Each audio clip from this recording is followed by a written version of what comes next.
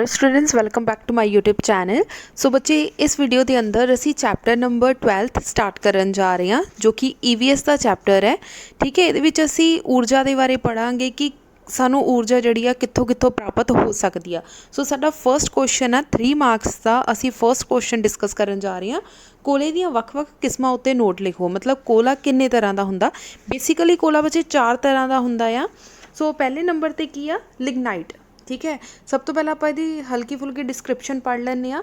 Cola धरती अंदर दबी हुई बनस्पति की परिवर्तन रूप है। मान लो जिहड़े डायनासोर्स आ या साडे पूर्वज आ, बहुत हज़ारां करोड़ां साल पहलां दी गल है कि जदों कोई दरखत, कोई कह लो डायनासोर्स वगैरह मर गए और धरती के अंदर कॉन्टीन्यूसली की हो गए, दबे रह गए।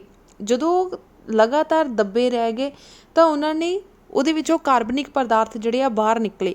ਸੋ ਹੌਲੀ ਹੌਲੀ ਜਿਹੜਾ ਉਹੀ ਬਨਸਪਤੀ ਜਿਹੜੀ ਇਹੀ ਕਹਿ ਲਓ ਚੀਜ਼ਾਂ ਆ, ਹੌਲੀ ਹੌਲੀ ਕਨਵਰਟ ਹੋ ਗਈਆਂ ਕੋਲੇ ਦੇ ਰੂਪ ਦੇ ਵਿੱਚ ਜਾਂ ਕਿਸੇ ਹੋਰ ਚੀਜ਼ ਦੇ ਰੂਪ ਦੇ ਵਿੱਚ। ਠੀਕ ਹੈ, ਕੋਲੇ ਵਿੱਚੋਂ ਮਨੁੱਖੀ ਤੱਤ ਕਾਰਬਨ ਹੁੰਦਾ ਹੈ, ਮੁੱਖ ਤੱਤ ਜੋ ਮੁੱਖ ਮੇਨ ਜਿਹੜਾ ਕੰਪੋਨੈਂਟ ਆ, ਜਿਹੜਾ ਕੋਲਾ ਆ ਬੱਚੇ 'ਚ ਮੇਨ ਕੰਪੋਨੈਂਟ ਕੀ ਆ? ਕਾਰਬਨ। ਠੀਕ ਹੈ, ਜਿੰਨਾ ਜ਼ਿਆਦਾ ਕਾਰਬਨ ਹੋਏਗਾ ਉਨਾ ਜ਼ਿਆਦਾ ਉਹ ਵਧੀਆ ਕੁਆਲਿਟੀ ਦਾ ਕੋਲਾ ਹੋਏਗਾ।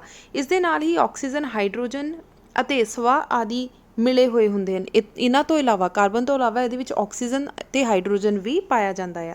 ਬਾਲਣ ਤੋਂ ਬਾਅਦ ਤਾਪਮਾਨ ਦੀਆਂ ਵੱਖ-ਵੱਖ ਹਾਲਾਤਾਂ ਵਿੱਚ ਤੋਂ ਬਾਅਦ ਵੱਖ-ਵੱਖ ਤਰ੍ਹਾਂ ਦਾ ਕੋਲਾ ਬਣਦਾ ਹੈ। ਕਾਰਬਨ ਦੀ ਮਾਤਰਾ ਦੇ ਅਨੁਸਾਰ ਕੋਲੇ ਦੀਆਂ ਵੱਖ-ਵੱਖ ਕਿਸਮਾਂ ਹੁੰਦੀਆਂ। Number 1 is a lignite. ਹੁਣ ਲਿਗਨਾਈਟ ਜਿਹੜੇ ਨਾਮ ਦਾ ਬੱਚੇ ਕੋਲਾ ਆ, ਇਹ ਕਾਲੇ ਭੂਰੇ ਰੰਗ ਦਾ ਕੋਲਾ ਹੁੰਦਾ, ਡਾਰਕ ਬਲੈਕ ਨਹੀਂ ਹੁੰਦਾ, ਹਲਕਾ ਜਿਹਾ ਭੂਰੇ ਰੰਗ ਦਾ ਜਿਹੜਾ ਇਹ ਕੋਲਾ ਹੁੰਦਾ ਆ। ਔਰ ਇਹ ਕੋਲੇ ਦੀਆਂ ਕਿਸਮਾਂ ਦੇ ਅਨੁਸਾਰ ਘੱਟ ਗਰਮੀ ਪੈਦਾ ਕਰਦਾ। ਮਤਲਬ ਜਦੋਂ ਅਸੀਂ ਇਹਨੂੰ ਜਲਾਉਂਦੇ ਹਾਂ ਤਾਂ ਇਹਦੇ ਵਿੱਚੋਂ ਜ਼ਿਆਦਾ ਗਰਮੀ ਪੈਦਾ, ਜ਼ਿਆਦਾ ਹੀਟ ਪ੍ਰੋਡਿਊਸ ਨਹੀਂ ਹੁੰਦੀ। ਕਿਉਂ ਨਹੀਂ ਹੁੰਦੀ? ਬਿਕੋਜ਼ ਇਹਦੇ ਵਿੱਚ ਕਾਰਬਨ ਦੀ ਜੋ ਕੁਆਂਟਿਟੀ ਆ ਉਹ 45% ਤੋਂ ਲੈ ਕੇ 70% ਤੱਕ ਹੁੰਦੀ ਆ। ਇਹਦਾ ਮਤਲਬ ਕਾਰਬਨ ਦੀ ਕੁਆਂਟਿਟੀ ਜ਼ਿਆਦਾ ਨਾ ਹੋਣ ਕਰਕੇ ਇਹਨੂੰ ਅਸੀਂ ਇੱਕ ਵਧੀਆ ਕੋਲੇ ਦੇ ਰੂਪ ਵਿੱਚ ਨਹੀਂ ਦੇਖ ਸਕਦੇ। ਇਹਦਾ ਮਤਲਬ ਕੋਲਾ ਤਾਂ ਜ਼ਰੂਰ ਹੈ, ਬਟ ਇਹ ਵਧੀਆ ਕੁਆਲਿਟੀ ਦਾ ਕੋਲਾ ਨਹੀਂ ਆ। ਠੀਕ ਹੈ, ਨੈਕਸਟ ਦੇਖੋ ਬਿਊਟੀਮਨਸ। ਸੋ ਇਹ ਕੀ ਆ? ਇੱਕ ਪ੍ਰਸਿੱਧ ਕੋਲਾ ਆ। ਪ੍ਰਸਿੱਧ ਕੋਲਾ ਕਿਉਂ ਆ? ਕਿਉਂਕਿ ਇਹ ਡਾਰਕ ਬਲੈਕ ਕਲਰ ਦਾ ਜਿਹੜਾ ਆ ਕੋਲਾ ਆ ਅਤੇ ਸਖਤ ਹੁੰਦਾ, ਹਾਰਡ ਹੁੰਦਾ, ਕਾਫੀ ਹਾਰਡ ਹੁੰਦਾ। ਕਿਉਂ ਹਾਰਡ ਹੁੰਦਾ? ਕਿਉਂਕਿ ਇਹਦੇ ਵਿੱਚ ਸਲਫਰ ਵੀ ਪਾਇਆ ਜਾਂਦਾ। ਕਾਰਬਨ ਤਾਂ ਹੈ ਹੀ ਇਹਦੇ ਵਿੱਚ, ਨਾਲ ਦੀ ਨਾਲ ਇਹਦੇ ਵਿੱਚ ਸਲਫਰ ਵੀ ਪਾਇਆ ਜਾਂਦਾ। ਸੋ ਕਾਰਬਨ ਦੀ ਜੋ ਕੁਆਂਟਿਟੀ ਆ ਉਹ 60 to 80% ਹੁੰਦੀ ਹੈ। ਬੱਚੇ ਪੰਜਾਬੀ ਵਾਲੀ ਬੁੱਕ ਦੇ ਵਿੱਚ 75 to 90% ਲਿਖਿਆ ਹੋਇਆ, ਇੰਗਲਿਸ਼ ਵਾਲੀ ਦੇ ਵਿੱਚ ਪਰਸੈਂਟੇਜ ਜਿਹੜੀ ਆ ਉੱਪਰ ਨੀਚੇ ਆ, ਬਟ ਅਸੀਂ ਲਿਖ ਸਕਦੇ ਹਾਂ 60 to 80% ਜਿਹੜਾ ਆ ਉਹ ਕਾਰਬਨ ਹੁੰਦਾ। ਸੋ ਇਹਦੇ ਮਤਲਬ 80% ਤੱਕ ਕਾਰਬਨ ਹੋ ਸਕਦਾ, ਤਾਂ ਇਹ ਇੱਕ ਵਧੀਆ ਕੁਆਲਿਟੀ ਦਾ ਕੋਲਾ ਮੰਨਿਆ ਜਾਂਦਾ ਆ। ਨੈਕਸਟ ਆ anthracite. So this is the most and the best coal in the hole types. ਸੋ ਸਾਰੀਆਂ ਟਾਈਪਸ ਦੇ ਵਿੱਚੋਂ ਸਭ ਤੋਂ ਜ਼ਿਆਦਾ ਜਿਹੜਾ ਆ ਵਧੀਆ ਟਾਈਪ ਦਾ ਅਸੀਂ ਕੋਲਾ ਕਹਿ ਸਕਦੇ ਹਾਂ ਉਹ ਐਂਥਰਾਸਾਈਟ ਹੈ। ਕਿਉਂ? ਕਿਉਂਕਿ ਇਹਦੇ ਵਿੱਚ 90 to 95% ਤੱਕ ਕਾਰਬਨ ਪਾਇਆ ਜਾਂਦਾ। ਜਿਹਦੇ ਵਿੱਚ ਜਿੰਨੀ ਜ਼ਿਆਦਾ ਕਾਰਬਨ ਦੀ ਕੁਆਂਟਿਟੀ ਹੋਏਗੀ ਉਹ ਵਾਲਾ ਕੋਲਾ ਉਨਾ ਹੀ ਜ਼ਿਆਦਾ ਵਧੀਆ ਹੋਏਗਾ, ਕਿਉਂਕਿ ਉਹ ਜਦੋਂ ਬਲੇਗਾ ਤਾਂ ਉਹਦੇ ਵਿੱਚੋਂ ਹੀਟ ਜ਼ਿਆਦਾ ਬਾਹਰ ਨਿਕਲੇਗੀ, ਬਹੁਤ ਜ਼ਿਆਦਾ ਗਰਮੀ ਉਹਦੇ ਵਿੱਚੋਂ ਪੈਦਾ ਹੋਏਗੀ ਅਤੇ ਬਹੁਤ ਸਾਫ਼ ਬਲਦਾ ਆ। ਬਲਦਾ ਮਤਲਬ ਇਹਨੂੰ ਈਜ਼ੀਲੀ ਅੱਗ ਲੱਗ ਜਾਂਦੀ ਆ ਅਤੇ ਆਰਾਮ ਨਾਲ ਜਲਦਾ ਆ। ਠੀਕ ਹੈ, ਸੋ ਇਹ ਪ੍ਰਦੂਸ਼ਣ ਵੀ ਘੱਟ ਕਰੇਗਾ। ਜਿਹਦੇ ਵਿੱਚ ਕਾਰਬਨ ਜ਼ਿਆਦਾ ਹੋਏਗੀ ਉਹ ਪ੍ਰਦੂਸ਼ਣ ਘੱਟ ਕਰੇਗਾ। ਸੋ ਸੇਮ ਹੀ ਲੈਂਗੁਏਜ ਜਿਹੜੀ ਆ ਇੰਗਲਿਸ਼ ਮੀਡੀਅਮ ਵਾਲੇ ਲਿਖਣਗੇ। ਸੋ ਤੁਸੀਂ ਦੇਖ ਸਕਦੇ ਆ ਇੰਗਲਿਸ਼ ਮੀਡੀਅਮ ਵਾਲਿਆਂ ਨੇ ਜਿਹੜਾ ਆ ਡਿਫਰੈਂਟ ਟਾਈਪਸ ਲਿਖੇ ਹੋਏ ਆ। ਸੋ ਐਂਥਰਾਸਾਈਟ, ਬਿਊਟੀਮਨਸ, ਠੀਕ ਹੈ, ਲਿਗਨਾਈਟ। ਸੋ ਤੁਸੀਂ ਜਿਹੜੇ ਆ ਬੱਚੇ ਮੇਨ 3 ਜਿਹੜੇ ਆ ਉਹ ਤੁਸੀਂ ਯਾਦ ਕਰ ਸਕਦੇ ਆ। ਇੰਗਲਿਸ਼ ਵਾਲਿਆਂ ਨੇ 5 ਟਾਈਪਸ ਦੇ ਜਿਹੜੇ ਆ ਕੋਲ ਐਕਸਪਲੇਨ ਕੀਤੇ ਹੋਏ, ਤੁਸੀਂ ਜਿਹੜੇ ਮੇਨ ਆ ਉਹ 3 ਐਕਸਪਲੇਨ ਕਰ ਸਕਦੇ ਆ। ਠੀਕ ਹੈ, so let's start next question. So ਬੱਚੇ ਨੈਕਸਟ ਕੁਐਸਚਨ ਹੈ, what are the adverse effects of a coal mining. ਅਗਰ ਅਸੀਂ ਕੋਲ ਮਾਈਨਿੰਗ, ਕੋਲੇ ਦੀ ਖੁਦਾਈ ਕਰਦੇ ਹਾਂ ਤਾਂ ਇਹਦੇ ਕੀ ਬੁਰੇ ਪ੍ਰਭਾਵ ਹੋ ਸਕਦੇ ਆ। Number 1 is a formation of sinkholes. ਇਹਦਾ ਮਤਲਬ ਧਰਤੀ ਦੇ ਵਿੱਚ ਵੱਡੇ ਵੱਡੇ ਹੋਲਸ ਕ੍ਰੀਏਟ ਹੋ ਜਾਂਦੇ ਆ। ਤੁਹਾਨੂੰ ਸਕਰੀਨ ਦੇ ਉੱਪਰ ਇੱਕ ਇਮੇਜ ਦਿਖ ਰਹੀ ਹੈ। ਸੋ ਇਸ ਤਰ੍ਹਾਂ ਦੇ ਵੱਡੇ ਵੱਡੇ ਹੋਲਸ ਹੋ ਜਾਂਦੇ ਆ। ਸੈਕਿੰਡ ਆ ਲੋਸ ਆਫ ਬਾਇਓਡਾਇਵਰਸਿਟੀ। ਜੈਵਿਕ ਵਿਭਿੰਨਤਾ ਹੁੰਦੀ ਆ ਬੱਚੇ, ਉਹਨਾਂ ਨੂੰ ਵੀ ਹਾਨੀ ਪਹੁੰਚਾਉਂਦੀ ਹੈ ਇਹਦੇ ਨਾਲ। Contamination of soil ground water and surface water by chemical for mining process. ਜਦੋਂ ਮਾਈਨਿੰਗ ਹੁੰਦੀ ਆ, ਖੁਦਾਈ ਹੁੰਦੀ ਆ, ਉਸ ਟਾਈਮ ਕੈਮੀਕਲ ਦੀ ਵਜ੍ਹਾ ਦੇ ਨਾਲ ਮਿੱਟੀ ਵੀ ਗੰਦੀ ਹੁੰਦੀ ਆ, ਤੁਹਾਡੀ ਜ਼ਮੀਨ ਦੇ ਉੱਪਰਲਾ ਪਾਣੀ, ਧਰਤੀ ਦੇ ਨੀਚੇ ਵਾਲਾ ਪਾਣੀ, ਸਭ ਦਾ ਹੀ ਨੁਕਸਾਨ ਹੁੰਦਾ ਆ। ਇਸ ਤੋਂ ਇਲਾਵਾ ਇਹ ਨਹੀਂ ਆ ਕਿ ਸਿਰਫ ਪਾਣੀ ਨੂੰ ਹੀ ਨੁਕਸਾਨ ਹੁੰਦਾ, ਸਾਡੇ ਵਾਤਾਵਰਣ ਨੂੰ ਵੀ ਨੁਕਸਾਨ ਹੁੰਦਾ, ਇਨਵਾਇਰਮੈਂਟ ਨੂੰ ਵੀ ਜਿਹੜੀ ਹੈ ਤੋਂ ਕਾਫੀ ਸਾਰੇ ਡੈਮੇਜ ਹੁੰਦੇ ਆ। Contamination result from leakage of chemicals also affects the health of the local population. So local population ਮਤਲਬ ਉਸ ਖਾਨ ਦੇ ਨੇੜੇ ਤੇੜੇ ਜਿੰਨੇ ਵੀ ਪਿੰਡ ਹੋਣਗੇ, ਉੱਥੇ ਦੇ ਰਹਿੰਦੇ ਲੋਕ ਹੋਣਗੇ, ਉਹਨਾਂ ਦੀ ਹੈਲਥ 'ਤੇ ਵੀ ਬਹੁਤ ਸਾਰਾ ਇਫੈਕਟ ਪੈਂਦਾ ਆ, ਬੁਰੇ ਪ੍ਰਭਾਵ ਪੈਂਦੇ ਆ। ਇਹਦੇ ਵਿੱਚੋਂ ਨਿਕਲਣ ਵਾਲੀਆਂ ਗੈਸਾਂ ਹੋ ਗਈਆਂ, ਗੰਦਾ ਪਾਣੀ ਹੋ ਗਿਆ, ਠੀਕ ਹੈ, ਸੋ ਗੰਦੀ ਮਿੱਟੀ ਹੋ ਗਈ, ਇਹ ਜਿਹੜੀ ਆ ਨੁਕਸਾਨ ਪਹੁੰਚਾਉਂਦੇ ਆ। Minus also run the risk of respiratory damage। respiratory ਮਤਲਬ ਸਾਹ ਦੀਆਂ ਪ੍ਰੋਬਲਮਸ ਆਉਣੀਆਂ ਸ਼ੁਰੂ ਹੋ ਜਾਂਦੀਆਂ, ਠੀਕ ਹੈ, ਕਈਆਂ ਨੂੰ ਤਾਂ ਕਾਫੀ ਹਾਈ ਲੈਵਲ ਤੱਕ ਪ੍ਰੋਬਲਮਸ ਹੋ ਜਾਂਦੀਆਂ, ਉਹਨਾਂ ਦੇ ਫੇਫੜਿਆਂ ਤੱਕ ਵੀ ਜਿਹੜੇ ਆ ਕੈਮੀਕਲਸ ਪਹੁੰਚ ਜਾਂਦੇ ਆ, ਜੋ ਉਹਨਾਂ ਨੂੰ ਜ਼ਿਆਦਾ ਨੁਕਸਾਨ ਪਹੁੰਚਾਉਂਦੇ ਆ। the burning of coal is not eco-friendly ਜਾਂ environmental friendly ਜਿਹੜੇ ਆ ਇਹ ਨਹੀਂ ਆ। ਮਤਲਬ ਜਦੋਂ ਤੁਸੀਂ ਕੋਲਾ ਜਲਾਉਂਦੇ ਆ ਤਾਂ ਇਹਦੇ ਨਾਲ ਨਾਲ ਜ਼ਹਿਰੀਲੇ ਪਦਾਰਥ ਜਾਂ ਗੈਸਾਂ ਵੀ ਨਿਕਲਦੀਆਂ। ਕਿਹੜੀਆਂ ਕਿਹੜੀਆਂ ਗੈਸਾਂ?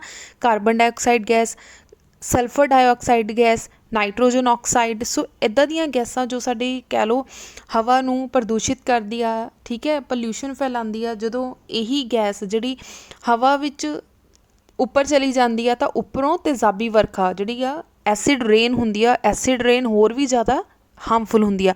ਜਿੱਦਾਂ ਤੁਹਾਨੂੰ ਪਤਾ ਬੱਚੇ ਸਾਡਾ ਤਾਜ ਮਹਿਲ ਆ, ਤਾਜ ਮਹਿਲ ਤੇਜ਼ਾਬੀ ਵਰਖਾ ਕਰਕੇ, ਐਸਿਡ ਰੇਨ ਕਰਕੇ ਜਿਹੜਾ ਆ ਹੁਣ ਉਹਦਾ ਵਾਈਟ ਮਾਰਬਲ ਜਿਹੜਾ ਬਿਲਕੁਲ ਚਿੱਟਾ ਮਾਰਬਲ ਸੀ, ਹੁਣ ਉਹ ਕਾਲਾ ਪੈਣਾ ਸ਼ੁਰੂ ਹੋ ਗਿਆ। ਜੇ ਕਿਸੇ ਨੇ ਦੇਖਿਆ ਹੋਵੇ ਤਾਂ ਪਤਾ ਹੋਏਗਾ ਕਿ ਜਿਹੜੀ ਹੁਣ ਉਹਦੀ ਸ਼ਾਈਨ ਆ ਉਹ ਕਾਫੀ ਘੱਟ ਗਈ ਆ, ਠੀਕ ਹੈ। ਸੋ ਚਲੋ ਹੁਣ ਅਸੀਂ ਨੈਕਸਟ ਕੁਐਸਚਨ ਡਿਸਕਸ ਕਰਦੇ ਹਾਂ। ਕੁਐਸਚਨ ਡਿਸਕਸ ਕਰਨ ਤੋਂ ਪਹਿਲਾਂ ਬੱਚੇ ਪੰਜਾਬੀ ਵਾਲੇ ਮੀਡੀਅਮ ਵਾਲੇ ਬੱਚੇ ਦੇਖ ਲੈਣ ਕੋਲੇ ਦੀ ਖਾਦ ਦੇ ਬੁਰੇ ਪ੍ਰਭਾਵ ਕੀ ਹਨ। ਸੋ ਸੇਮ ਹੀ ਪੁਆਇੰਟ ਆ, ਸੋ ਇਸ ਕਰਕੇ ਮੈਂ ਐਕਸਪਲੇਨ ਨਹੀਂ ਕਰ ਰਹੀ ਕਿਉਂਕਿ ਉੱਥੇ ਐਕਸਪਲੇਨ ਕਰ ਦਿੱਤੇ, ਬਟ ਜੇ ਤੁਸੀਂ ਨੋਟ ਡਾਊਨ ਕਰਨੇ ਆ ਤਾਂ ਤੁਸੀਂ ਨੋਟ ਡਾਊਨ ਕਰ ਸਕਦੇ ਆ, ਠੀਕ ਹੈ। ਸੋ ਹੁਣ ਅਸੀਂ ਥਰਡ ਕੁਐਸਚਨ ਡਿਸਕਸ ਕਰਦੇ ਹਾਂ। ਬੱਚੇ ਨੈਕਸਟ ਕੁਐਸਚਨ ਡਿਸਕਸ ਕਰਦੇ ਹਾਂ, explain the process of fractional ਡਿਸਟੀਲੇਸ਼ਨ। ਸੋ ਅਸੀਂ ਅਲੱਗ-ਅਲੱਗ ਡਿਸਟੀਲੇਸ਼ਨ ਕਿਸ ਤਰੀਕੇ ਨਾਲ ਕਰ ਸਕਦੇ ਹਾਂ, ਅਸੀਂ ਉਹਦੇ ਬਾਰੇ ਡਿਸਕਸ ਕਰਨ ਜਾ ਰਹੇ ਹਾਂ। ਸੋ ਪੰਜਾਬੀ ਮੀਡੀਅਮ ਦੇ ਵਿੱਚ ਇਹਨੂੰ ਕਿਹਾ ਜਾਂਦਾ ਹੈ ਕਿ ਅਸੀਂ ਪੈਟਰੋਲੀਅਮ ਤੋਂ ਜਾਂ ਅੰਸ਼ਕ ਸ਼ੀਦਨ ਪ੍ਰਤੀਕਿਰਿਆ ਦੀ ਵਿਆਖਿਆ ਕਰੋ। ਮਤਲਬ ਪੈਟਰੋਲੀਅਮ ਤੋਂ ਅਲੱਗ-ਅਲੱਗ ਚੀਜ਼ਾਂ ਅਸੀਂ ਕਿਸ ਤਰੀਕੇ ਨਾਲ ਪ੍ਰਾਪਤ ਕਰ ਸਕਦੇ ਹਾਂ, ਠੀਕ ਹੈ।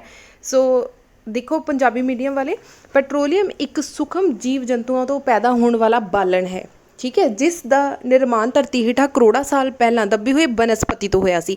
ਇਹਦਾ ਮਤਲਬ ਧਰਤੀ ਦੇ ਅੰਦਰ ਜਿਹੜੀ ਬਨਸਪਤੀ ਕਰੋੜਾਂ ਸਾਲ ਪਹਿਲਾਂ ਜਿਹੜੀ ਦੱਬੀ ਹੋਈ ਆ, ਉੱਥੋਂ ਕੀ ਆ, ਸਾਨੂੰ ਇੱਕ ਬਾਲਣ ਦੇ ਰੂਪ ਦੇ ਵਿੱਚ ਇੱਕ ਪੈਟਰੋਲੀਅਮ ਮਿਲਿਆ, ਠੀਕ ਹੈ। ਧਰਤੀ ਦੇ ਹੇਠਾਂ ਪਾਇਆ ਜਾਣ ਵਾਲਾ ਤੇਲ ਖੂਹਾਂ ਵਿੱਚੋਂ ਪੰਪਾਂ ਦੁਆਰਾ ਕੱਢਿਆ ਜਾਂਦਾ ਹੈ। ਸੋ ਉਹ ਵਾਲਾ ਜੋ ਕੀ ਕੀਤਾ ਜਾਂਦਾ, ਇੱਕ ਵੱਡੇ ਵੱਡੇ ਖੂਹ, ਡੂੰਘੇ ਖੂਹ ਜਿਹੜੇ ਆ ਬਣਾਏ ਜਾਂਦੇ ਆ। ਸੋ ਉਹਨਾਂ ਵਿੱਚੋਂ, ਉਹਨਾਂ ਖੂਹਾਂ ਵਿੱਚੋਂ ਕੀ ਆ, ਪੰਪਾਂ ਦੇ ਦੁਆਰਾ ਕੱਚਾ ਤੇਲ ਜਿਹੜਾ ਆ ਬਾਹਰ ਕੱਢਿਆ ਜਾਂਦਾ। ਇਸ ਕੱਚੇ ਤੇਲ ਦੇ ਵਿੱਚ ਪਾਣੀ, ਮਿੱਟੀ ਅਤੇ ਲੂਣ ਮਿਲਿਆ ਹੁੰਦਾ ਆ। ਮਤਲਬ ਜੇ ਤੁਸੀਂ ਇਸ ਕੱਚੇ ਤੇਲ ਨੂੰ ਡਾਇਰੈਕਟ ਯੂਜ਼ ਕਰਨਾ ਚਾਹੁੰਦੇ ਆ ਕਿ ਅਸੀਂ ਡਾਇਰੈਕਟ ਯੂਜ਼ ਕਰ ਲਈਏ ਇਹਨੂੰ, ਤਾਂ ਤੁਸੀਂ ਇਹਨੂੰ ਡਾਇਰੈਕਟ ਯੂਜ਼ ਨਹੀਂ ਕਰ ਸਕਦੇ, ਠੀਕ ਹੈ, ਡਾਇਰੈਕਟ ਬਾਲਣ ਦੇ ਰੂਪ ਵਿੱਚ ਵਰਤ ਨਹੀਂ ਸਕਦੇ। ਆਖਰ ਇਸ ਵਿੱਚ ਲੋੜ ਵਾਲੀਆਂ ਚੀਜ਼ਾਂ ਨੂੰ ਵੱਖ ਕਰਨ ਦੇ ਲਈ ਉੱਚ ਤਾਪਮਾਨ 'ਤੇ ਸੋਧ ਕੀਤਾ ਜਾਂਦਾ ਹੈ। ਹੁਣ ਕੀ ਕੀਤਾ ਜਾਂਦਾ, ਇਸ ਤਰ੍ਹਾਂ ਦੀ ਤੁਸੀਂ ਡਾਇਗਰਾਮ ਦੇਖ ਪਾ ਰਹੇ ਆ, ਠੀਕ ਹੈ। ਸਭ ਤੋਂ ਪਹਿਲਾਂ ਕੀ ਕੀਤਾ, ਇੱਕ ਭੱਠੀ ਆ, ਸਾਈਡ 'ਤੇ ਭੱਠੀ ਬਣੀ ਹੋਈ ਆ। ਭੱਠੀ ਦੇ ਵਿੱਚ ਇੱਕ ਸਾਈਡ 'ਤੇ ਕੀ ਆ, ਪ੍ਰੋਪਰ ਇੱਕ ਕੰਟੇਨਰ ਆ, ਉਹਦੇ ਵਿੱਚ ਅਸੀਂ ਕੱਚਾ ਤੇਲ ਪਾ ਦਿੰਦੇ ਹਾਂ। ਕਿਹੜਾ? ਪੈਟਰੋਲੀਅਮ। ਪੈਟਰੋਲੀਅਮ ਜਿੱਦਾਂ ਹੀ ਅਸੀਂ ਇਹਦੇ ਵਿੱਚ ਪਾਇਆ, ਭੱਠੀ ਬਲਣੀ ਸਟਾਰਟ ਹੋਈ ਤਾਂ ਕੀ ਹੁੰਦਾ ਆ, ਪੈਟਰੋਲੀਅਮ ਦੇ ਜਿਹੜੇ ਵਾਸ਼ਪ ਆ, ਅਲੱਗ-ਅਲੱਗ ਛੋਟੇ-ਛੋਟੇ ਵਿਪਰਸ ਆ, ਉਹ ਉੱਡਣੇ ਸਟਾਰਟ ਹੋ ਜਾਂਦੇ। ਸਭ ਤੋਂ ਉੱਪਰ ਦੇਖੋ ਲਿਖਿਆ ਹੋਇਆ ਗੈਸ, ਇਹਦਾ ਮਤਲਬ ਇੱਕ ਗੈਸ ਨਿਕਲ ਗਈ, ਬਾਅਦ ਵਿੱਚ ਗੈਸੋਲੀਨ ਨਿਕਲ ਗਈ, ਦੈਨ ਅਲੱਗ-ਅਲੱਗ ਤਰ੍ਹਾਂ ਦੇ ਵਾਸ਼ਪ ਜਿਹੜੇ ਆ ਉਹ ਨਿਕਲਦੇ ਰਹਿੰਦੇ ਆ। ਅਸੀਂ ਇਸ ਤਰੀਕੇ ਨਾਲ ਅਲੱਗ-ਅਲੱਗ ਹਿੱਸਿਆਂ ਦੇ ਵਿੱਚੋਂ ਜਿਹੜੀ ਗੈਸ ਆ ਉਹ ਇਕੱਠੀ ਕਰ ਲੈਂਦੇ ਆ। ਜਿਹੜੀ ਸਭ ਤੋਂ ਪਹਿਲਾਂ ਗੈਸ ਨਿਕਲ ਗਈ ਕਹਿ ਲਓ, ਉਹ ਗੈਸੋਲੀਨ ਆ। ਉਸ ਤੋਂ ਬਾਅਦ ਜਹਾਜ਼ਾਂ ਵਾਲਾ ਤੇਲ ਨਿਕਲਦਾ ਆ। ਦੈਨ ਪੈਟਰੋਲ, ਜਿਹੜਾ ਸਾਡੀ ਗੱਡੀਆਂ ਦੇ ਅੰਦਰ ਪੈਟਰੋਲ ਪੈਂਦਾ ਆ।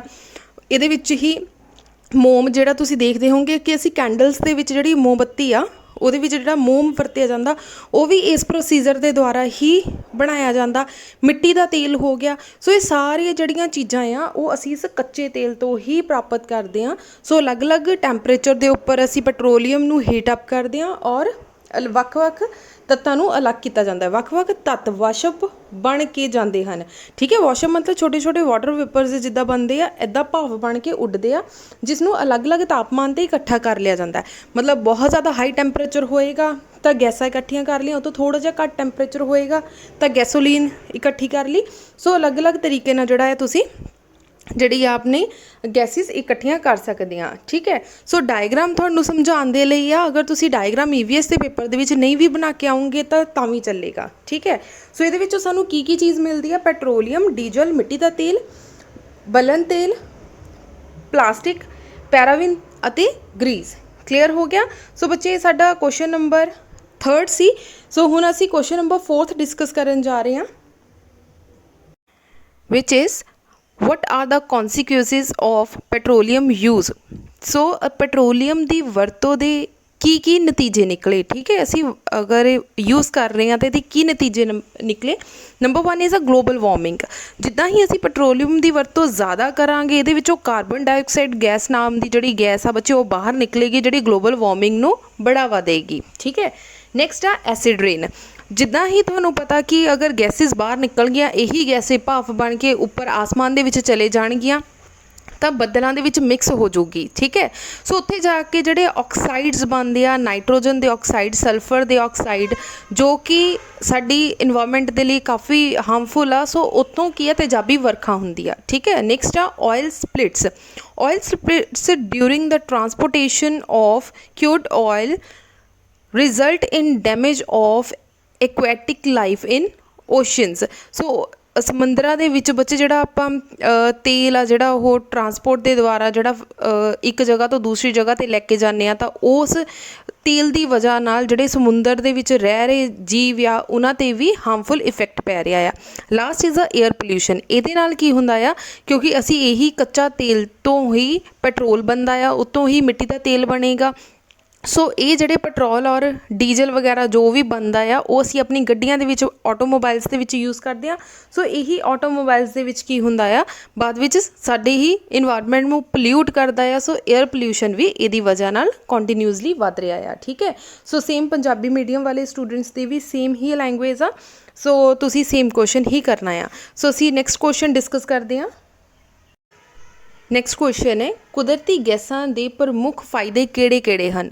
what are the important uses of natural gases? natural gases ਅਸੀਂ ਕਿੱਥੇ ਯੂਜ਼ ਕਰਦੇ ਹਾਂ? ਨੰਬਰ 1, ਕੁਦਰਤੀ ਗੈਸ ਸ਼ਕਤੀ ਸਾਧਨ ਲਈ ਬਿਜਲੀ ਪੈਦਾ ਕਰਨ ਵਾਲੇ ਲਈ ਵਰਤੋਂ ਜਾਂਦੀ ਹੈ। ਠੀਕ ਹੈ, ਜਿੱਥੇ ਵੀ ਕਹਿ ਲਓ ਅਸੀਂ ਬਿਜਲੀ ਪੈਦਾ ਕਰਨੀ ਹੋਵੇ ਉੱਥੇ ਜਿਹੜੀ ਕੁਦਰਤੀ ਗੈਸ ਆ ਉਹ ਵਰਤੀ ਜਾਂਦੀ ਹੈ। ਨੰਬਰ 2, ਇਸ ਦੀ ਵਰਤੋਂ ਸੀਮੈਂਟ, ਕੱਚ, ਇੱਟਾਂ ਅਤੇ ਖਾਦ ਬਣਾਉਣ ਲਈ ਵੀ ਵਰਤੀ ਜਾਂਦੀ ਹੈ। ਨੰਬਰ 3, ਕੁਦਰਤੀ ਗੈਸ ਜੋ ਨੈਚੁਰਲ ਗੈਸਿਸ ਆ ਉਹ ਪਾਈਆਂ ਜਾਂਦੀਆਂ ਪੈਟਰੋਲੀਅਮ ਰਸਾਇਣ ਨੂੰ ਪਲਾਸਟਿਕ, ਦਵਾਈਆਂ, ਡਿਟਰਜੈਂਟ ਆਦਿ ਵਗੈਰਾ ਬਣਾਉਣ ਦੇ ਲਈ ਵੀ ਅਸੀਂ ਜਿਹੜੀਆਂ ਨੈਚੁਰਲ ਗੈਸਿਸ ਆ ਉਹ ਯੂਜ਼ ਕਰਦੇ ਹਾਂ।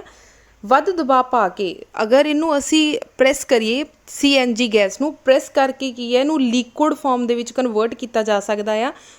ਸੋ ਉੱਥੋਂ ਅਸੀਂ ਇਹਨਾਂ ਨੂੰ ਵਹੀਕਲਸ ਦੇ ਵਿੱਚ ਯੂਜ਼ ਕਰ ਸਕਦੇ ਹਾਂ, ਜੋ ਸਾਡੀਆਂ ਗੱਡੀਆਂ ਕਾਰਾਂ ਆ ਉਹਦੇ ਵਿੱਚ ਵੀ ਅਸੀਂ ਇਹਨੂੰ ਯੂਜ਼ ਕਰ ਸਕਦੇ ਹਾਂ, ਜਾਂ ਫਿਰ LPG ਗੈਸ ਦੇ ਵਿੱਚ ਕਨਵਰਟ ਕਰਕੇ ਵੀ ਇਹਨੂੰ ਯੂਜ਼ ਕਰ ਸਕਦੇ ਹਾਂ। ਠੀਕ ਹੈ, ਵਿਸ਼ਵ ਵਿਕਾਸਸ਼ੀਲ ਦੇਸ਼ਾਂ ਵਿੱਚ CNG ਦਾ ਪ੍ਰਯੋਗ ਘਰਾਂ ਅਤੇ ਕਾਰਖਾਨਿਆਂ ਦੀਆਂ ਇਮਾਰਤਾਂ ਨੂੰ ਗਰਮ ਰੱਖਣ ਦੇ ਲਈ ਵੀ ਕੀਤਾ ਜਾਂਦਾ ਆ। ਜਿੱਦਾਂ ਤੁਹਾਨੂੰ ਪਤਾ ਕਿ ਬੱਚੇ ਬਾਹਰ ਵਾਲੇ ਦੇਸ਼ ਆ ਉਹਨਾਂ ਦੇ ਜਿਹੜੇ ਆ ਸੈਂਟਰਲ AC ਲੱਗੇ ਹੁੰਦੇ ਆ ਘਰ ਦੇ ਵਿੱਚ। ਠੀਕ ਹੈ, ਸੋ ਉਹ ਘਰ ਨੂੰ ਕੀ ਆ ਗਰਮ ਕਰਨ ਜਾਂ ਠੰਡਾ ਕਰਨ ਦੇ ਵਿੱਚ ਵੀ ਮਦਦ ਕਰਦੇ ਆ। ਸੋ ਉੱਥੇ ਵੀ ਜਿਹੜਾ ਆ ਅਸੀਂ ਇਹਨਾਂ ਨੈਚੁਰਲ ਗੈਸਿਸ ਦੀ ਵਰਤੋਂ ਕਰਦੇ ਹਾਂ। ਠੀਕ ਹੈ ਬੱਚੇ, ਸੇਮ ਹੀ ਮੀਡੀਅਮ ਇੰਗਲਿਸ਼ ਮੀਡੀਅਮ ਦੇ ਵਿੱਚ ਹੀ ਵੀ ਸੇਮ ਲੈਂਗੁਏਜ ਦੇ ਵਿੱਚ ਲਿਖਿਆ ਹੋਇਆ ਆ, ਸੋ ਤੁਸੀਂ ਪੜ੍ਹ ਸਕਦੇ ਆ। ਠੀਕ ਹੈ, ਸੋ ਅੱਜ ਦਾ ਅਸੀਂ ਲਾਸਟ ਕੁਐਸਚਨ ਡਿਸਕਸ ਕਰਨ ਜਾ ਰਹੇ ਹਾਂ। ਬਾਲਣ ਲੱਕੜੀ ਦੀਆਂ ਕੁਝ ਹਾਨੀਆਂ ਦੱਸੋ। ਅਸੀਂ ਜਿਹੜੀ ਲੱਕੜ ਬਾਲਦੇ ਹਾਂ ਪਿੰਡਾਂ ਦੇ ਵਿੱਚ, ਖਾਸ ਕਰਕੇ ਜਿਹੜੀ ਲੱਕੜ ਬਾਲਣ ਦੇ ਰੂਪ ਵਿੱਚ ਬਾਲੀ ਜਾਂਦੀ ਆ, ਅਸੀਂ ਉਹਦੀਆਂ ਹਾਨੀਆਂ ਲਿਖਣੀਆਂ। ਕਿਹਦੀਆਂ ਹਾਨੀਆਂ ਕੀ ਆ? ਨੰਬਰ 1, ਬਾਲਣ ਲੱਕੜੀ ਵਿੱਚ ਊਰਜਾ ਘੱਟ ਹੁੰਦੀ ਹੈ। ਪਹਿਲੀ ਗੱਲ ਕੀ ਆ ਕਿ ਇਹ ਊਰਜਾ ਘੱਟ ਦਿੰਦੀ ਆ, ਭਾਰੀ ਹੁੰਦੀ ਆ ਅਤੇ ਇਹਦੇ ਵਿੱਚ ਨਮੀ ਦੀ ਮਾਤਰਾ ਵੀ ਜ਼ਿਆਦਾ ਹੁੰਦੀ ਹੈ। ਇਹਦਾ ਮਤਲਬ ਜਿੱਦਾਂ ਪਾਥੀ ਆ ਬੱਚੇ, ਉਹ ਭਾਰ ਵਿੱਚ ਹਲਕੀ ਹੁੰਦੀ ਆ ਅਤੇ ਉਹ ਜ਼ਿਆਦਾ ਟਾਈਮ ਤੱਕ ਬਲਦੀ ਆ। ਜਿਹੜੀ ਲੱਕੜ ਆ ਉਹਦੇ ਵਿੱਚ ਨਮੀ ਜ਼ਿਆਦਾ ਹੁੰਦੀ ਆ, ਭਾਰੀ ਵੀ ਹੁੰਦੀ ਆ। ਸੋ ਕਹਿ ਲਓ ਉਹਨੂੰ ਜਲਾਉਣ ਦੇ ਲਈ ਵੀ ਸਾਨੂੰ ਉਹਦੀ ਊਰਜਾ ਜਿਹੜੀ ਆ ਘੱਟ ਪੈਦਾ ਹੁੰਦੀ ਆ। ਠੀਕ ਹੈ, ਲੱਕੜੀ ਦੀ ਪ੍ਰਾਪਤੀ ਲਈ ਜੰਗਲਾਂ ਨੂੰ ਕੱਟਣਾ ਪੈਂਦਾ ਹੈ, ਜਿਸ ਨਾਲ ਵਾਤਾਵਰਨ ਸੰਤੁਲਨ ਖਰਾਬ ਹੋ ਜਾਂਦਾ ਹੈ। ਜੇ ਅਸੀਂ ਚਾਹੁੰਦੇ ਹਾਂ ਕਿ ਸਾਡਾ ਬਾਲਣ ਆ ਅਸੀਂ ਕੰਟੀਨਿਊਸਲੀ ਯੂਜ਼ ਕਰਦੇ ਰਹੀਏ, ਇਹਦਾ ਮਤਲਬ ਸਾਨੂੰ ਦਰਖਤਾਂ ਨੂੰ ਵੀ ਕੱਟਣਾ ਪਏਗਾ, ਠੀਕ ਹੈ, ਜਿਨ੍ਹਾਂ ਕਰਕੇ ਅਸੀਂ ਜੰਗਲਾਂ ਨੂੰ ਵੀ ਕੱਟਦੇ ਜਾ ਰਹੇ ਹਾਂ। ਬਾਲਣ ਲਈ ਲੱਕੜੀ ਬਾਲਣ ਵਾਲੇ ਵੱਡੇ ਮਾਤਰਾ ਵਿੱਚ ਧੂੰਆਂ ਪੈਦਾ ਕਰਦੀ ਹੈ। ਜਿੱਦਾਂ ਹੀ ਸਾਨੂੰ ਪਤਾ ਹੈ ਕਿ ਜੇ ਅਸੀਂ ਲੱਕੜ ਰੱਖਦੇ ਹਾਂ, ਜਿਨ੍ਹਾਂ ਬੱਚਿਆਂ ਦੇ ਘਰੇ ਜਾਂ ਜਿਨ੍ਹਾਂ ਦੇ ਘਰੇ ਲੱਕੜ ਬਾਲੀ ਜਾਂਦੀ, ਤੁਸੀਂ ਦੇਖਿਆ ਹੋਏਗਾ ਕਿ ਜਿੱਦਾਂ ਹੀ ਅਸੀਂ ਲੱਕੜ ਬਾਲਦੇ ਹਾਂ ਤਾਂ ਉਹਦੇ ਵਿੱਚੋਂ ਧੂੰਆਂ ਵੀ ਬਹੁਤ ਜ਼ਿਆਦਾ ਨਿਕਲਦਾ। ਜੇ ਧੂੰਆਂ ਜ਼ਿਆਦਾ ਨਿਕਲੇਗਾ ਤਾਂ ਸਾਡੇ ਜਿਹੜੇ ਇਨਵਾਇਰਮੈਂਟ ਨੂੰ ਪੋਲਿਊਟ ਵੀ ਜ਼ਿਆਦਾ ਕਰੇਗਾ, ਠੀਕ ਆ। ਜਿਨ੍ਹਾਂ ਸਪੈਸ਼ਲੀ ਉਹ ਲੇਡੀਜ਼ ਜਿਹੜੀ ਕਹਿ ਲਓ ਚੁੱਲ੍ਹੇ ਦੇ ਬਿਲਕੁਲ ਸਾਹਮਣੇ ਬੈਠ ਕੇ ਕੰਮ ਕਰਦੀ ਤਾਂ ਉਹਨਾਂ ਨੂੰ ਸਾਹ ਦੀ ਪ੍ਰੋਬਲਮ ਆਉਣੀ ਸ਼ੁਰੂ ਹੋ ਜਾਂਦੀ ਆ। ਸੋ ਉਹਨਾਂ ਦੇ ਫੇਫੜਿਆਂ 'ਤੇ ਇਫੈਕਟ ਕਰਦੀ ਆ, ਸੋ ਉਹਨਾਂ ਦੀ ਸਿਹਤ 'ਤੇ ਮਾੜਾ ਪ੍ਰਭਾਵ ਪਾਉਂਦੀ ਆ, ਠੀਕ ਹੈ। ਲਾਸਟ ਪੁਆਇੰਟ ਹੈ, ਲੱਕੜੀ ਦੇ ਬਾਲਣ ਨਾਲ ਸਲਫਰ ਅਤੇ ਨਾਈਟ੍ਰੋਜਨ ਦੇ ਆਕਸਾਈਡ ਵਾਤਾਵਰਣ ਦੇ ਵਿੱਚ ਫੈਲ ਜਾਂਦੇ ਹਨ। ਸਾਨੂੰ ਪਤਾ ਕਿ ਜਿੱਦਾਂ ਹੀ ਅਸੀਂ ਲੱਕੜੀ ਜਲਾਉਂਦੇ ਹਾਂ, ਕਿਉਂਕਿ ਲੱਕੜੀ ਦੇ ਵਿੱਚ ਨਮੀ ਹੁੰਦੀ ਆ, ਜਿਹੜੀ ਵੀ ਪਦਾਰਥ ਜਿਹਦੇ ਵਿੱਚ ਨਮੀ ਹੋਵੇ ਉਹਦੇ ਵਿੱਚ ਸਲਫਰ ਅਤੇ ਨਾਈਟ੍ਰੋਜਨ ਦੇ ਆਕਸਾਈਡ ਬਣ ਜਾਂਦੇ ਆ, NO2 SO2 ਬਣ ਜਾਂਦੇ ਆ, ਜਿਹੜੇ ਕਿ ਸਾਡੇ ਲਈ ਬਹੁਤ ਹਾਰਮਫੁਲ ਹੈ, ਠੀਕ ਹੈ, ਜਿਹੜੀ ਕਿ ਹਵਾ ਨੂੰ ਪੋਲਿਊਸ਼ਨ ਕਰਦੇ ਆ। ਕਲੀਅਰ ਹੋ ਗਿਆ। ਸੋ ਸੇਮ ਹੀ ਵਰਡਿੰਗ ਤੁਹਾਡੇ ਇੰਗਲਿਸ਼ ਮੀਡੀਅਮ ਦੇ ਅੰਦਰ ਹੈ। ਸੋ ਤੁਸੀਂ ਪੁਆਇੰਟਸ ਦੇ ਵਿੱਚ ਕੁਐਸਚਨਸ ਲਿਖੋ ਤਾਂ ਜ਼ਿਆਦਾ ਬੈਟਰ ਹੈ। ਅਸੀਂ ਅੱਜ ਦੀ ਇਸ ਵੀਡੀਓ ਦੇ ਵਿੱਚ 3 ਮਾਰਕਸ ਦੇ ਕੁਐਸਚਨਸ ਬੱਚੇ ਡਿਸਕਸ ਕੀਤੇ ਆ। ਸੋ ਟਰਾਈ ਕਰੋ। ਜਿੱਦਾਂ ਹੁਣ ਦੇਖੋ ਤੁਹਾਡੀ ਵੀਡੀਓ ਦੇ ਬਿਲਕੁਲ ਸਾਹਮਣੇ ਦਿਖ ਰਿਹਾ ਕਿ ਅਸੀਂ ਪੁਆਇੰਟਸ ਦੇ ਵਿੱਚ 6 ਪੁਆਇੰਟ ਲਿਖੇ ਹੋਏ ਆ। ਇਹਦਾ ਮਤਲਬ 3 ਮਾਰਕਸ ਦਾ ਕੁਐਸਚਨ ਆ ਜਾਵੇ ਤਾਂ ਤੁਸੀਂ ਇਸ ਤਰੀਕੇ ਨਾਲ 6 ਪੁਆਇੰਟ ਲਿਖਣੇ ਆ। ਬੱਚੇ EVS ਦੇ ਵਿੱਚ ਅਗਰ ਤੁਸੀਂ ਮਾਰਕਸ ਜ਼ਿਆਦਾ ਲੈਣਾ ਚਾਹੁੰਦੇ ਆ ਤਾਂ ਟਰਾਈ ਕਰੋ ਪੈਰਾ ਵਿੱਚ ਨਾ ਲਿਖੋ, ਪੈਰੇ ਨੂੰ ਅਵੋਇਡ ਕਰੋ, ਪੁਆਇੰਟਸ ਦੇ ਵਿੱਚ ਲਿਖੋ। ਕਲੀਅਰ ਹੋ ਗਿਆ। ਅਗਰ ਤੁਹਾਡਾ ਕੁਐਸਚਨ ਤੁਸੀਂ ਹੈਡਿੰਗ ਦੇ ਕੇ, ਜਿੱਦਾਂ ਅਸੀਂ ਫਸਟ ਕੁਐਸਚਨ ਡਿਸਕਸ ਕੀਤਾ ਕਿ ਕਿੰਨੇ ਤਰ੍ਹਾਂ ਦੇ ਕੋਲ ਹੁੰਦੇ ਆ, ਤੁਸੀਂ 3 ਕੋਲਸ ਦੇ ਨਾਮ ਲਿਖ ਦਿੱਤੇ ਅਤੇ ਉਹਨਾਂ ਨੂੰ ਅੰਦਰ ਐਕਸਪਲੇਨ ਕਰ ਦਿੱਤਾ, ਤਾਂ ਤੁਸੀਂ ਇਸ ਤਰੀਕੇ ਨਾਲ 3 ਪੁਆਇੰਟਸ ਵੀ ਲਿਖ ਸਕਦੇ ਆ 3 ਮਾਰਕਸ ਦੇ ਕੁਐਸਚਨ ਦੇ ਵਿੱਚ। ਕਲੀਅਰ ਹੋ ਗਿਆ। 2 ਤਰੀਕੇ ਨਾਲ ਤੁਸੀਂ ਕੁਐਸਚਨ ਅਟੈਂਪਟ ਕਰ ਸਕਦੇ ਆ। ਫਸਟ ਵੇ ਕੀ ਆ, ਤੁਸੀਂ ਸਿੱਧੇ 6 ਪੁਆਇੰਟਸ ਲਿਖ ਦਿਓ, ਠੀਕ ਹੈ, ਤਾਂ ਤੁਹਾਡੇ 3 ਨੰਬਰ ਪੂਰੇ ਆ ਜਾਣਗੇ। ਜਾਂ ਫਿਰ ਤੁਸੀਂ ਹੈਡਿੰਗ ਬਣਾ ਕੇ ਉਹਦੇ ਅੰਦਰ ਥੋੜ੍ਹੀ ਐਕਸਪਲਾਨੇਸ਼ਨ ਦੇ ਦਿਓ। 2 ਜਾਂ 3 ਲਾਈਨਸ ਦੀ ਹੀ ਐਕਸਪਲਾਨੇਸ਼ਨ ਹੋਣੀ ਚਾਹੀਦੀ ਆ, ਬਹੁਤ ਜ਼ਿਆਦਾ ਉਹਨੂੰ ਇਹ ਨਾ ਹੋਵੇ ਤੁਸੀਂ ਅੱਧੇ ਪੇਜ ਦੀ ਐਕਸਪਲਾਨੇਸ਼ਨ ਦਿਓ, ਠੀਕ ਹੈ। 3-4 ਲਾਈਨਸ ਦੇ ਵਿੱਚ ਟਰਾਈ ਕਰੋ ਕਿ ਆਪਣਾ ਜਿਹੜਾ ਆ ਉਹ ਕੰਪਲੀਟ ਕਰ ਦਿਓ ਐਕਸਪਲਾਨੇਸ਼ਨ। ਕਲੀਅਰ ਹੋ ਗਿਆ। ਸੋ ਇਸ ਤਰੀਕੇ ਨਾਲ ਜਿਹੜੇ ਤੁਸੀਂ ਆਪਣੇ 3 ਮਾਰਕਸ ਦੇ ਕੁਐਸਚਨਸ ਆ ਉਹ ਅਟੈਂਪਟ ਕਰ ਸਕਦੇ ਆ ਜ਼ਿਆਦਾ ਸਕੋਰ ਕਰਨ ਦੇ ਲਈ, ਠੀਕ ਹੈ। ਸੋ ਨੈਕਸਟ ਵੀਡੀਓ ਦੇ ਵਿੱਚ ਅਸੀਂ ਲੌਂਗ ਕੁਐਸਚਨ ਡਿਸਕਸ ਕਰਾਂਗੇ 5 ਮਾਰਕਸ ਦੇ। ਜੇ ਤੁਹਾਨੂੰ ਵੀਡੀਓ ਪਸੰਦ ਆਈ ਹੋਵੇ, ਕੁਐਸਚਨ ਅੱਛੇ ਤਰੀਕੇ ਨਾਲ ਸਮਝ ਲੱਗੇ ਹੋਣ ਤਾਂ ਵੀਡੀਓ ਲਾਈਕ ਜ਼ਰੂਰ ਕਰ ਦੇਣਾ। Thank you so much.